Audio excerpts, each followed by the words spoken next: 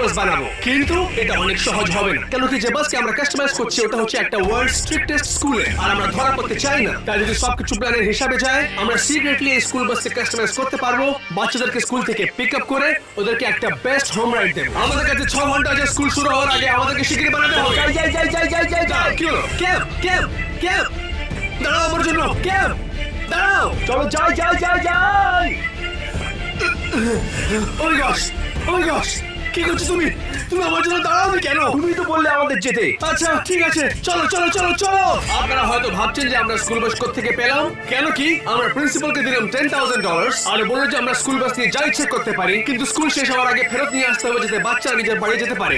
এরপরে বাস আর বাচ্চাদেরকে আর কোনোদিনও বোরিং লাগবে না। কেন কি আমরা এই স্কুল বাসকে এখন একটা এপিক স্কুল বাস বানাবো, আর বাচ্চারা একদম সারপ্রাইজ হয়ে যাবে যখন ওরা এই মডিফাইড স্কুল বাসকে দেখবে। এই স্কুল বাসকে একটা আমরা ক্রেজি ট্রান্সফরমেশন দেবো।